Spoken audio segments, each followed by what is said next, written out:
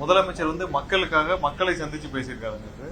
இது வந்து மக்களை ஒவ்வொரு காலகட்டத்திலையும் மக்களை சந்திச்சு மக்கள்கிட்ட உரையாடுறதுக்காக நேற்று வந்து திருச்சியில எங்களுடைய முதல்வருடைய தமிழக முதல்வருடைய மக்கள் சந்திப்பு நிகழ்ச்சி நடந்துச்சு.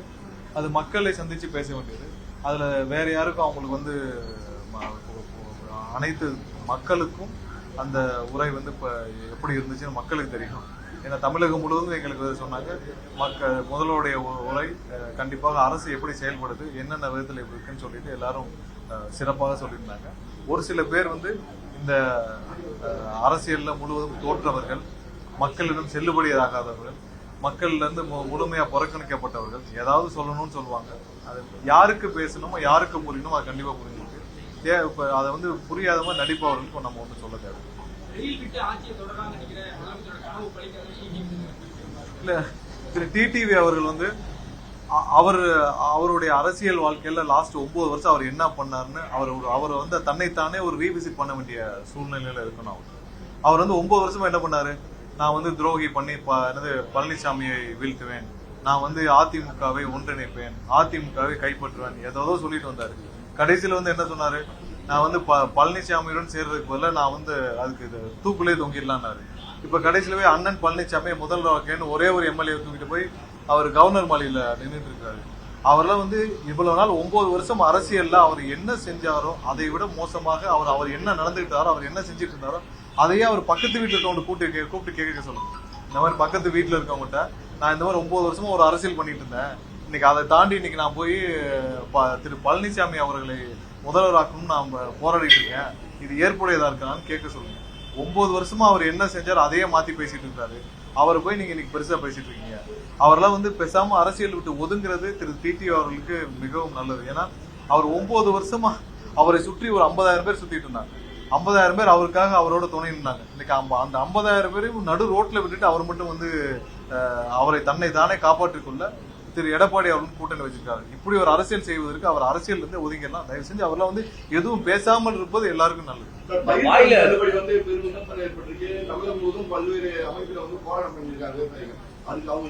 இல்ல திமுகவுடைய தூண்டுதல் பேர்ல ஒரு சில இடத்துல போராட்டம் பண்றது. நீங்க பயிர்க்கடன் தள்ளுபடியில நீங்க மொத்தம் உள்ள 14 லட்சம் விவசாயிகள் 12 லட்சம் பேர் வந்து இதனால பயனடைஞ்சிருக்காங்க.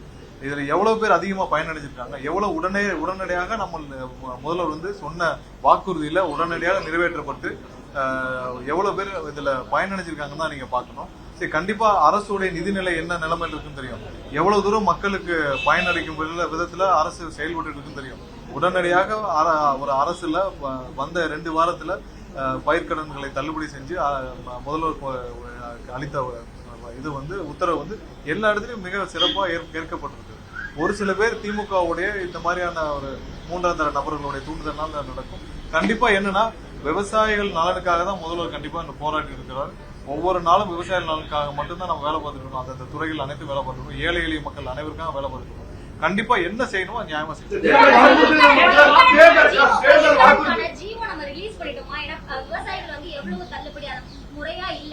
இல்ல அதெல்லாம் தெளிவா சொல்லப்பட்டிருக்கேன். 50,000 இல்ல சிறு குறு விவசாயிகளுக்கு எவ்வளவு தள்ளுபடி, அதுல சிறு விவசாயிகளுக்கு எவ்வளவு, குறு விவசாயிகளுக்கு எவ்வளவு, 2.5 ஏக்கர் கீழே வச்சிருக்கவங்களுக்கு எவ்வளவுன்னு சொல்லிருக்கு. எந்த இப்ப 50,000 வரை இருந்தா 50,000 வரை முழு தள்ளுபடி, அதற்கு மேல் கடன் வாங்கியிருந்தவங்களுக்கு எவ்வளவுன்னு சொல்லி அதுக்கான அட்டவணைகள் தெளிவா வெளியிடப்பட்டிருக்கு. சோ இப்பதான் வந்து அந்தந்த அரசு ஆணைகள் இப்ப பயிர்க்கடன்கள் வந்து அங்கங்க கூட்டுறவு சொசைட்டில கொடுத்திருப்பாங்க, அவர்களுக்கு அளிக்கப்படும். சோ அங்கங்க போன பிறகு அவர்கள் கூப்பிட்டு யார் யார் லோன் வாங்கியிருக்காங்களோ அவங்கள்ட்ட வந்து கூப்பிட்டு உங்களுக்கு இவ்வளவு தள்ளுபடி ஆயிருக்கு அப்படின்னு சொல்லுவாங்க. சரி, பயிர்க்கடன் தள்ளுபடி வந்து ஒவ்வொரு இந்த சாகுபடிக்கு முன்னாடி கொடுக்கப்படும். அந்த காலகட்டத்துக்குள்ளே அது வந்து அந்த சாகுபடி முடிஞ்சு 11 மாசத்துக்குள்ள 1 வருஷம் 1.5 வருஷத்துக்குள்ள திருப்புவாங்க. சோ இந்த இதுல அந்தந்த கூட்டுறவு சொசைட்டிகளுக்கு அனுப்பப்படும். சோ அவங்களுக்கு அந்த ஜிஓ போன பிறகு அவங்க எடுத்து அந்தந்த விவசாயிகளை கூப்பிட்டு அவங்க வந்து இப்படிதான் சொல்லி அனுப்பிச்சிருவாங்க. சோ இதான் சொன்னாங்க. நிதி நிலைமை குறித்து அறிக்கை வந்து ஆமா கொடுக்க போறோம்னு சொன்னாங்க. அசம்பிளிக்கு புதிய பட்ஜெட் முன்னாடி அதை எக்ஸ்பெக்ட் பண்ணலாமா இல்ல எல்லா இடத்துலயும் அதற்கான அசஸ்மெண்ட் போயிட்டே இருக்கு. இப்ப நாங்க இபியில எடுத்தீங்கன்னா இபியில ஒவ்வொரு நாளும் 6 மணி நேரம் 7 மணி நேரம் உட்காந்து அனைத்து அதிகாரிகளும் உட்காந்து நம்ம அசஸ்மெண்ட் பண்ணிட்டே இருக்கோம். ஒவ்வொரு துறையும் மிகப்பெரிய துறை. ஒவ்வொரு இடத்துலயும் வந்து நீங்க எல்லா விதத்துலயும் ஒரு எவ்வளவு பேர் பணியாற்றுறாங்க, எவ்வளவு டிபார்ட்மெண்ட் இருக்கு, எவ்வளவு ப்ரொக்யூர்மெண்ட் இருக்கு, எவ்வளவு ஸ்டாக் இருக்கு, ஒவ்வொன்றையும் நம்ம எவ்வளவு டெண்டர் இருக்கு, எவ்வளவு டெண்டர் முடிக்கப்பட்டிருக்கு, எவ்வளவு பெண்டிங் இருக்கு, இப்ப எவ்வளவு கையிருப்புகள் இருக்கு. சோ இதெல்லாம் நம்ம கணக்கிடப்பட வேண்டியிருக்கு. என்னென்ன பிரச்சனைகள் இருக்குன்னு தெரிஞ்சுக்கிற வேண்டியிருக்கு. சோ என்ன பிரச்சனைகள் இருக்குன்னு தெரிஞ்சுக்கிட்டு இது எல்லாத்தையும் புரிஞ்சுக்கிட்டு இதற்கு அப்புறம் இதுல மக்களுக்கு எவ்வளவு தூரம் இவர்கள் சேவையாற்ற போது, இப்ப நீங்க சுகாதாரத்துறை இருக்குன்னா சுகாதாரத்துறையில என்ன நிதிநிலை எவ்வளவு இருக்கு, எவ்வளவு தேவை இருக்கு, எவ்வளவு ஹாஸ்பிட்டல் கட்டிட்டு ஸ்டாஃப் இல்லாம இருக்கிறாங்க, நிறைய இடத்துல ஹாஸ்பிட்டல் கட்டிட்டு ஸ்டாஃப் இல்லாம இருக்காங்கல்ல, எவ்வளவு ஹாஸ்பிட்டல் கட்டிட்டு ஸ்டாஃப் இல்லாம இருக்காங்க, எவ்வளவு இடத்துல ஹாஸ்பிட்டல் கட்டிட்டு எக்யூப்மெண்ட்ஸ் இல்லாம இருக்கு, எவ்வளவு இடத்துல மருத்துவர்கள் பற்றாக்குறை இருக்கு, எவ்வளவு இடத்துல செவிலியர்கள் பற்றாக்குறை இருக்கு, எவ்வளவு இடத்துல மருந்துகள் பற்றாக்குறை, இதெல்லாம் நம்ம கணக்கிட்டு முடிச்சுதான் அந்தந்த துறை அமைச்சர்கள் அதுக்கான முழு வீச்சில் இருக்காங்க.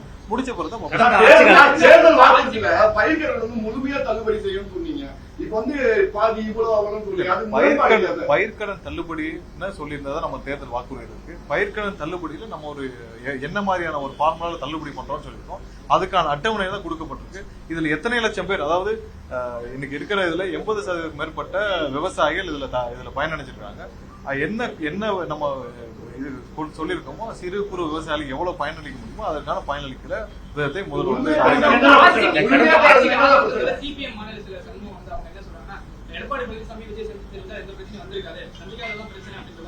இன்னைக்கு தோழர் சண்முகம் அவர்கள் சொன்னதுக்கு அப்புறம் ஒரு விஷயத்தை நான் எல்லாருக்கும் சொல்லணும்னு ஆசைப்படுறோம். திரு எடப்பாடி பழனிசாமி அவர்களை சந்திக்கவும் அப்போது நேரம் கேட்கப்பட்டது. திரு எடப்பாடி பழனிசாமி அவர்களை சந்திக்கவும் அப்ப நேரம் கேட்கப்பட்டது. ஆனால் ஒரு சில தலைவர்கள் அவர்களுடைய சூழ்நிலை கருதி, அவர்களுடைய தனிப்பட்ட சூழ்நிலை கருதி அவர்கள் இப்போதைக்கு வேண்டாம், நாங்களே தோல்வியுற்று இருக்கிறோம், இந்த டைம்ல சந்திச்சா நன்றாக இருக்க, தோல்வியுற்று இருக்கிற நேரத்தில் சந்திக்க வேண்டாம் என்று அவர்கள் அதை அப்போதைக்கு அந்த அப்பாயின்மெண்ட்டை கன்ஃபார்ம் பண்ணல. எங்களுடைய தலைவர் இவர்கள் அவர்கள் யாரையுமே பிரிச்செல்லாம் இது பண்ணல. அனைவரையும் சந்திச்சு அனைத்து தலைவர்களையும் சந்திக்க வேண்டும் என்று விரும்பினார்.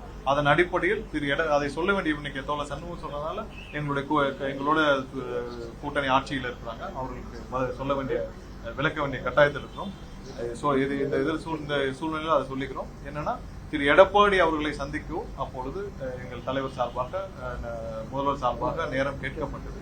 பட் அவங்களுடைய அரசியல் சூழ்நிலை கருதி அவர்கள் அதற்கு உறுதி அளிக்கவில்லை. அதனால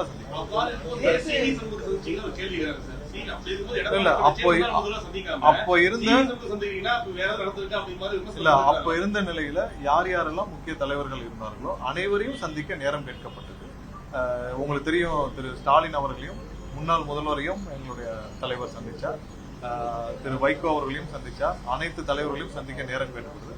ஒரு சில பேர் அவருடைய அரசியல் சூழ்நிலை கருதி அவர்கள் வேண்டாம் என்று அவர்கள் அது சரியாக இருக்காது என்று சொல்லிவிட்டார்கள். அதனால் திரு எடப்பாடி அவர்களை சந்திக்கவில்லை. அது அன்று நாங்கள் சொல்ல வேண்டாம் என்று நினைத்தோம். பட் இன்னைக்கு சொன்னதால இதுக்கு சொல்ல வேண்டிய கட்டாயம். இந்த கடந்த ஆட்சி காலத்துல 2ஆம் கட்ட தலைவர்கள், அதாவது முன்னாள் அமைச்சராக இருந்த பொன்முடியெல்லாம் கூட மேடைகளில் பேசும்போது சில கடினமான வார்த்தைகள்லாம் பேசி சிக்குவாங்க. முதலமைச்சர் பேசும்போது வாயில நல்லா வந்துரும் அப்படின்னு சொல்லி நிறுத்தினது, அந்த இடத்துல ஏதோ கடுமையான ஒரு சொல்ல பயன்படுத்த நிறுத்திட்டாரு அப்படின்னு ஒரு விமர்சனம். அதை எப்படி முதல்வர் சந்திப்பு மக்கள் சந்திப்பு, தமிழக மக்களை சந்திக்கும் நிகழ்ச்சி. கண்டிப்பாக ஒவ்வொரு காலகட்டத்திலும் மக்களை சந்திச்சு அரசு எப்படி செயல்படுறது முதல்வர் சந்திப்பது கண்டிப்பாக இருக்கும். அதனால ஒவ்வொரு காலகட்டத்தில் தொடர்ந்து இது மாதிரியான பயணங்கள், முதல்வர் மக்கள் சந்திப்பு நிகழ்ச்சிகள் இனி வர காலங்கள்ல அடிக்கடி இருக்கும். ஏன்னா மக்களுடன் அதிகமாக சந்திப்பு நடத்த வேண்டும் என்று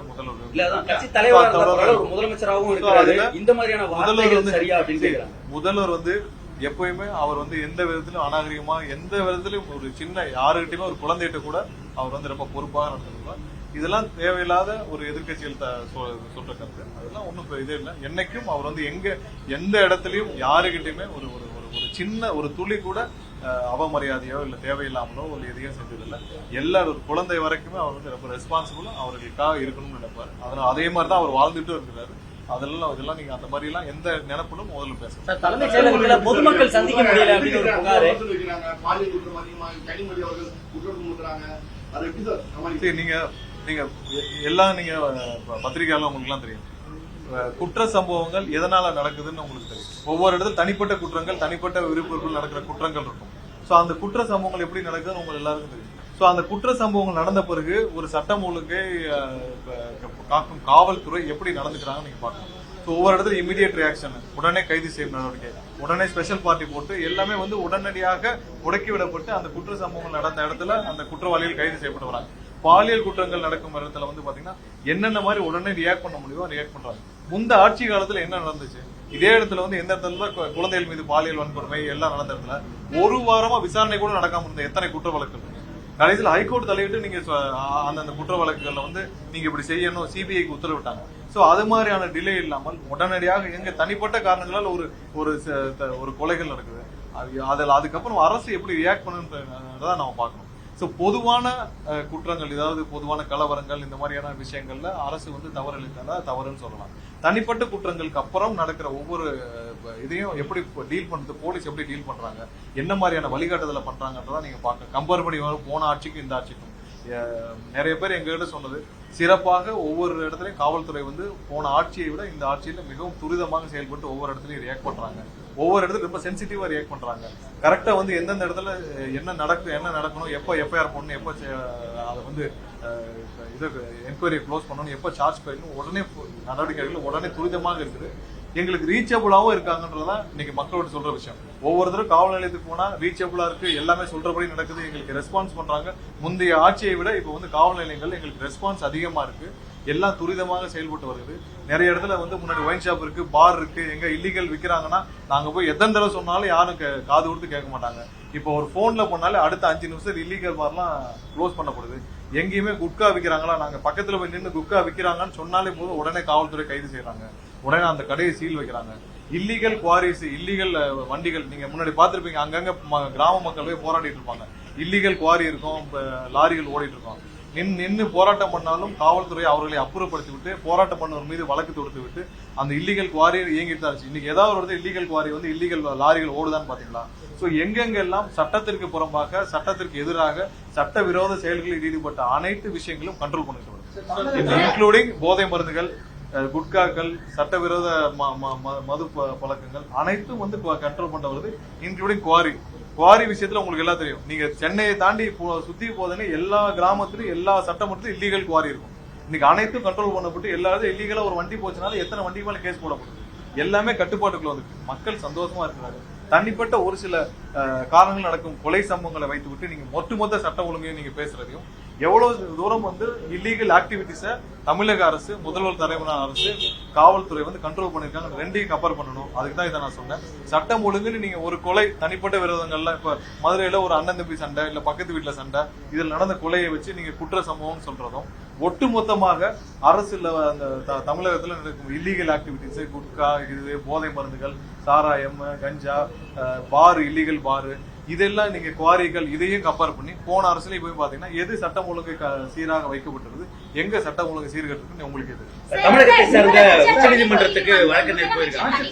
தலைமைச் செயலகத்தை செயல்பட்டு வந்து பொதுமக்கள் தினசரி வந்து மனு கொடுத்துருக்காங்க. ஆனா இப்போ வந்து அந்த புகார் பெட்டி வந்து வெளியில வைக்கப்பட்டது, வரக்கூடிய பொதுமக்கள் ஏமாந்து செல்லக்கூடிய காட்சி பார்க்கலாம். அப்படி இல்ல, வர்றவங்களுக்கு சுலபமாக அதுல வைக்கிறதும், ஒரு சில பேருக்கு வந்து ஊர்ல புகார் அளிக்கிறதுக்கு சிரமமா இருக்கும், புகாரை வந்து டிராப் பாக்ஸ்ல போட்டு இருப்பாங்க, உள்ளேயும் போகலாம், வெளியிலயும் டிராப் பாக்ஸ்ல போகலாம். தமிழகத்தை சேர்ந்த இல்ல கண்டிப்பா சரி பண்ணியாச்சு. நிறைய இடத்துல ஏன் சரி பண்ணி, என்னென்ன விஷயத்தினால மின்வெட்டு நடக்குதுன்னு சொல்லிட்டு இப்ப கால் சென்டர்லயே வந்து பாத்தீங்கன்னா நிறைய மாறுதல்கள் செய்யப்படுது. எங்கெங்கெல்லாம் வந்து லார்ஜ் அவுட்டேஜ், ஏதாவது டெக்னிக்கல் ஃபால்ட்னால லார்ஜ் அவுட்டேஜ் இருக்கிறதுல அந்த அவுட்டேஜ் எதனால நடக்குதுன்னு சொல்லிட்டு கால் சென்டர் மூலமாக இனிமேல் வந்து ஒரு பப்ளிகேஷன்ஸாக பண்றதுக்கான ஏற்பாடு செய்யப்பட்டிருக்கு. அப்பதான் வந்து ஒட்டுமொத்த தமிழகத்தில் எவ்வளவு லார்ஜ் அவுட்டேஜ் இருக்கு. லார்ஜ் அவுட்டேஜ்னா ஏதாவது ஒரு டிரான்ஸ்ஃபார்மர் ஃபெயிலியர், இல்ல ஏதாவது ஒரு இடத்துல மின் கம்பங்கள் உடைஞ்சிருக்கு, இல்ல காற்றுனால சாஞ்சிருக்கு, சோ இதனால ஃபெயிலியர் இருக்கு, இல்ல வேற இடத்துல நிறைய இடத்துல வந்து இந்த 110 லைன் வந்து ஏதாவது தோன்றப்ப வெட்டிடுறாங்க. ஸோ அதெல்லாம் ரீப்ளேஸ் பண்றதுக்கே கொஞ்சம் டைம் ஆகும், திரும்ப வந்து அதை சரி செய்யறதுக்கு கொஞ்சம் டைம் ஆகும். ஸோ அந்த மாதிரி ஃபால்ட்டுகள்னால என்ன எங்கெங்க நடக்குதுன்னு சொல்லிட்டு அதை சரி பண்றதுக்காக கால் சென்டர்ஸ்லேயே ஒரு சில மாறுதல்கள் பண்ணப்பட்டிருக்கு. ஸோ தட் மக்களும் அதை ஈஸியாக தெரிஞ்சுக்கணுங்க. விரைவில் அதையும் இந்த ட்ரைனிங்லாம் முடிச்சு ஒரு சில நாட்கள் வந்து அதையும் எதனால இந்த மாதிரி அவுட்டேஜ் நடக்குது, எத்தனை அவுட்டேஜ் நடக்குதுன்னு சொல்லி நம்ம பப்ளிகேஷன்ஸ் பண்றதுக்கு. தமிழகத்தை சார்ந்த வழக்கறிஞர் உச்சநீதிமன்ற நீதிபதியா இருக்காங்க, சட்டத்துறை அமைச்சரா என்ன சொல்லுவது? இல்ல, நேற்றே வந்து முதல்வர் சார்பாக பாராட்டுகள் தெரிவிக்கப்பட்டது, ரொம்ப சந்தோஷமான விஷயம். ஏன்னா நேரடியாக வழக்கறிஞராக இருந்து இன்னைக்கு வந்து உச்சநீதிமன்றம் நீதிபதியாக ஒரு பெண் தமிழகத்தை சேர்ந்த ஒரு பெண் ஆட்கள் உண்மையிலே தமிழகத்துக்கு பெருமையான விஷயம். நிறைய பேர் அது ஊக்குவிக்கும். நிறைய வழக்கறிஞர்கள், பெண் வழக்கறிஞர்கள் தமிழ்நாட்டில் இருக்காங்க, நிறைய பேர் டெல்லியிலேயும் பணியாற்றுறாங்க. அவங்களெல்லாம் பெரிய அளவில் ஊக்குவிக்கும் இந்த விஷயம். கண்டிப்பா அனைத்திற்கும் முதல்வர் வாழ்த்து தெரிவிச்சுதான் தமிழக மக்கள் சார்பாக, தமிழக அனைத்து பெண்கள் சார்பாகவும் உதவியாளருடைய வீட்டு பக்கத்துக்கு ஒரு டைம் இருக்கு. சிங்கப்பூர் திட்டத்தை செயல்படுத்த டைம் இல்லையா? அடுத்த வாரம் இருக்கும், அதுல மக்கள் பாதிக்கப்பட மாட்டாங்களா? முதல்வர் என்ன பண்ணாச்சு? எடப்பாடி பழனிசாமி கேள்வி கேட்டிருக்காரு. எடப்பாடி அவர்கள் முதல்ல அவருடைய கட்சிக்குள்ள இருக்கிற பிரச்சனையே அவர் இன்னும் சரி பண்ணி முடிக்கல. மற்றதுல இது கண்டிப்பா பதில் சொல்லணும். ஒண்ணும் இல்ல, ஒரு ஃபங்க்ஷனுக்கு ஒரு உதவியாளர் இல்ல கூட இருக்கிற நண்பர்கள் அவருடைய ஃபங்க்ஷனுக்கு போறதுக்கு எவ்வளவு நேரம்? 5 நிமிஷம், 10 நிமிஷம். அது பக்கத்துல இருக்கிற அதே தெருவில் இருக்கிற அவர் ஒரு 1 கிலோமீட்டருக்கு இருக்கிற ஃபங்க்ஷனுக்கு போறதுக்கும் திட்டங்கள் எந்த திட்டமும் ஒரு சில திட்டங்கள்ல மாடிஃபிகேஷன்ஸ் ஒரு சில சேஞ்சஸ் அந்த திட்டங்களை மீண்டும் ஒரு புதுப்பிக்கும் போறது, அதுக்கான ஒரு பணிகள்ல சிறு மாறுதல்கள் நடக்கலாம். அதற்கும் இதற்கும் கம்பேர் பண்றது ரொம்ப தேவையில்லாத விஷயம். இது ஒரு ஃபங்க்ஷனுக்கு காலையில் அது 8 மணிக்கு 8:15 மணிக்கோ 8:30 மணிக்கோ முதல்வர் அந்த ஃபங்க்ஷனுக்கு போகணும். அந்த ஃபங்க்ஷனுக்கு போய் 5 நிமிஷம் ஃபங்க்ஷனுக்கு கலந்துட்டு வரதுக்கும், அது தனிப்பட்ட ஒரு நண்பர்கள் சொந்தத்தில் இருக்கவங்க சொந்தக்காரர்கள் நண்பர்கள் ஃபங்க்ஷனுக்கு போறதையும் கம்பேர் பண்றது தேவைன்றது. எடப்பாடி பழனிசாமி திரும்பவும் இனி வர்ற காலங்கள்ல இதே மாதிரி தேவையில்லாம பேசிட்டு அடுத்து ஸ்டாலினோட சேர்ந்து ஆட்சி அமைக்க முயற்சி இந்த எடப்பாடிக்கு இதெல்லாம் தேவையற்ற வேலை. என்னன்னு ஸ்பெசிபிக்கா சொல்லணும். இந்த திட்டம் எதனால நாங்க மாறுதல் செய்யப்பட்டது, எதனால மீண்டும் அந்த திட்டத்தை துவங்கி வைக்க முதல்வர் என்னென்ன மாறுதல் செஞ்சாரு பின்னாடி வெளியிடப்படும். அதற்கும் இதற்கும் முடிச்சு போட்டு எடப்பாடி பழனிசாமி அவருடைய இருப்பை காட்டுக்க வேண்டிய அவசியம் அதிமுகவோட ரீப்ளேஸ்மெண்ட் தான் டிவிக்கவா? அங்க இருந்து எல்லாத்தையும் கரைச்சி போட்டு இல்ல, அதிமுகவை காலி பண்ணியதே திரு எடப்பாடி தான். வேற யாரு காலி பண்ணணும்? யாராவது போய் அதிமுகல இருந்து போய் ஸ்டாலின் கூட சேர்ந்து ஆட்சி அமைக்க முயற்சி செய்வாங்களா? யாராவது ஒரு துளியாவது முயற்சி செய்யுமா? அவர் எப்படி அந்த பில்டிங்குள்ள போய் நின்று அந்த அதிமுக தலைமை அலுவலகத்துல எப்படி நடந்து போறாருன்னு தெரியல. அது அந்த கட்டிடமே புரட்சி தலைவர் அவருடைய சொந்த பணத்தில் வாங்கிய கட்டிடம். அம்மா அதை கட்டி காப்பாத்திய கட்டிடம். அந்த கட்டிடத்துல உட்கார்ந்துக்கிட்டு அவர் எப்படி போய் ஸ்டாலின் கூட சேர்ந்து ஆட்சி அமைக்க முயற்சி செஞ்சாருன்னே தெரியல. அது அதிமுக காலி பண்ணதே எங்களுடைய தமிழக வெற்றிகளுக்கு அதுக்கு சம்பந்தமே இல்லை. இவர் நடந்துகிட்ட முறை தானே. இவர் என்னைக்கு போய் ஸ்டாலின் கூட சேர்ந்து ஆட்சி அமைக்க முயற்சி செஞ்சு அந்த பேச்சுவார்த்தையை நடத்தினாரோ அன்னைக்கே அந்த கட்சி முடிஞ்சிச்சு. யாராவது ஒரு அதிமுக தொண்டர் நீங்க போய் சுத்தி யார்கிட்டயே கேட்டு பாருங்க, என்னங்க நீங்களும் ஸ்டாலின் திமுக சேர்ந்து போய் ஓட்டு கேட்பீங்களா? யாருக்காவது புரியுமா? நீங்க போய் என்னைக்காவது அதிமுக திமுக சேர்ந்து போய் ஓட்டு கேட்க முடியுமா? 2 பேரும் எடப்பாடி பழனிசாமி தவிர்த்து மீதி எல்லாம் யாரும் வந்தாலும் டிவிக்கு அரவணைக்குமா? எடப்பாடி பழனிசாமி அவர்கள் நாங்க அரவணைக்கிறதுக்கு இருக்கும் நம்ம இல்லைங்க. யார் இன்னைக்கு நிறைய பேர் ஒன்றிய அளவுல, நகர அளவுல, பகுதி அளவுல நிறைய பேர் அவங்களோட சொந்த விருப்பங்களால சேர்றாங்க. அவர்களுக்கு கண்டிப்பா துளி அளவும் திமுகவிற்கு போக விருப்பம் இல்லாத அதிமுக நிர்வாகிகள் அனைவரும் இன்னைக்கு ஒவ்வொரு நிமிடமும் நேரடியா சேர்றாங்க. அவர்களை நம்ம எப்படி தடுக்க முடியும்? அவங்களும் பல வருஷம் 50 வருஷம் 40 வருஷம் 50 வருஷம் அரசியல் இருந்து கஷ்டப்பட்டிருக்காங்க. அரசியல் இருந்து 40 வருஷம் இருந்தவங்களுக்கு இன்னைக்கு அரசியலை விட்டு போக மனம் இல்லாமல் இன்னைக்கு தமிழக வெற்றிக்களம் உண்மையாக திமுக எதிராக நிக்கிற ஒரே கட்சி தமிழக வெற்றிக்களம். அவங்களோட சேர்ந்து பயணிக்கணும்னு நினைச்சு இவங்க சேர்றாங்க. அவங்க நாங்க எப்படி தடுக்க? அந்தந்த மாவட்டத்துல, அந்த ஒன்றியத்துல, அந்த நகரத்துல, அந்தந்த இடத்துல போய் சேர்ந்துட்டு இருக்காங்க. அது யாருடைய தப்பு? எடப்பாடி பழனிசாமியோட தப்பு. நீங்க தொடர 11 ஆண்டு தோல்வியை கொடுத்துட்டாரு. இன்னும் தோல்வியை நோக்கியே போயிட்டு இருக்காரு. ஒஸ்ட் டெசிஷன் தன்னை காப்பாற்றிக் கொள்ள, தன்னுடைய குடும்பத்தை காப்பாற்றிக் கொள்ள ஸ்டாலினுடைய கைகோர்க்க நினைச்ச திரு பழனிசாமி அவர்களோட எந்த தொண்டர் கூட போவாங்க சொல்லுங்க? இல்ல அது அவர் தான் முடிச்சிட்டாரு. நாங்க யாரும் முடிக்கல. முடிச்சது திரு எடப்பாடி அவ்வளவுதான். அதை மொத்தமா மூட்டை கட்டிட்டு அவர் சேலத்துக்கு கொண்டு போய் மூட்டையை கட்டி அவர் அந்த பெட்டியை மூடி வைப்பார தவிர்த்து அவரை அதிமுக மொத்தமா முடிச்சு பெட்டியை கட்டி சேலத்துல கொண்டு போய் ஒரு பரன்ல வச்சிருவாரு. டாஸ்மாக் மூடியதை பொறுத்த வரைக்கும் நேற்று மூடின கடையை இன்னைக்கு திறக்கிறாங்க அப்படின்னு குற்றச்சாட்டு வந்துட்டு இருக்கு. 717 எல்லா இடத்துலயும் வெளிப்படையான அந்த ஒரு சில இடத்துல எல்லா இடத்துலயும் மூடப்பட்ட கடைகள் மூடப்பட்டது. ஏன்னா மக்களுடைய வசதிக்காக, மக்களுக்கு எதிராக எங்கெங்கெல்லாம் கோயில், கல்வி நிறுவனங்களுக்கு எதிராக பக்கத்தில் இருக்கோ அதெல்லாம் மூடப்பட்டதுதான். இன்னும் நிறைய இடத்துல மக்களுக்கு தொந்தரவாக இருக்கு என்றால் அதை மாற்றி அமைக்கவோ மூடவோ தான் முதல்வருடைய உத்தரவுகள் இருக்கு. முதல்வருடைய டைரக்ஷனும் அதுதான். அதுக்கு எந்த இடத்துலயும் டாஸ்மார்க்கை வைத்து வருமானத்தை பெருக்கவோ இல்ல டாஸ்மார்க்கே ஒரு வருமானம் சார்ந்த ஒரு நிறுவனமாக பார்க்கவோ இல்லை. கண்டிப்பா டாஸ்மார்க் மக்களுக்கு தொந்தரவாக இருந்தால் அதை மூட வேண்டும் என்றால் மூடுவதுதான் முதல்வர். அது இல்லாமல் நிறைய கடையும் மூடிடும். சரி, நீங்க அந்த லிஸ்ட்ல இல்லாமலும் இப்ப நீங்க மதுரையிலே எடுத்துக்கிட்டீங்கன்னா அது இல்லாமல் நிறைய கடைகள் எங்கெங்கெல்லாம் கோயில், கல்வி நிறுவனம் இருக்கோ அதை நாங்கள் தனியா கம்ப்ளைண்ட் கொடுத்து திருப்பரங்குன்றத்திலே கிரிவல பாதையில் இருக்கிற ஒரு 6 கடைகள் மூடப்பட்டிருக்கு. அது இல்லாமல் வந்து வளையப்பட்டி, வளைகுளம் நிறைய இடத்துல அவங்க சொன்ன இடத்துல எல்லாம் எங்கெல்லாம் மக்களுக்கு தொந்தரவா இருக்கிற கடைகள் அனைத்தும் மூடப்பட்டிருக்கு. அந்த லிஸ்ட்ல இல்லாத கடைகள் நான் சொல்றேன். அந்த பட்டியலை வந்து அந்த பட்டியல் வந்து கேட்டு அந்த வெளிப்படையா அமைச்சகத்துக்கு கேட்டு அனுப்புறோம். அவங்களும் லிஸ்ட் எடுத்துட்டு இருக்காங்க. நிறைய இடத்துல அது இல்லாமல் அந்த கலெக்டரேட் அப்ரோச் பண்ணி அங்கங்க மாவட்டத்துல அப்ரோச் பண்ணி எங்கெல்லாம் தொந்தரவாக இருக்குதோ, அதாவது கல்வி நிறுவனங்களுக்கு, கோயில்களுக்கு, வழிபாட்டு தலம் இருக்கோ அதெல்லாம் மூடப்பட்டிருக்கு. நிறையவே இருக்கு. போதையில்லா தமிழகத்தை நோக்கி கண்டிப்பா நாம சென்றுட்டு இருக்கோம். முதல்ல அடிப்படை விஷயமா இல்லீகல் மது இருக்குல்ல, குட்கா இருக்கு, இல்லீகலா மது இருக்கு, இது எல்லாத்தையும் அடக்கும் முறையில இருக்கு. கண்டிப்பா எந்த விதமான மக்களுக்கு எது பயனளிக்கும் அதை கண்டிப்பா போட்டு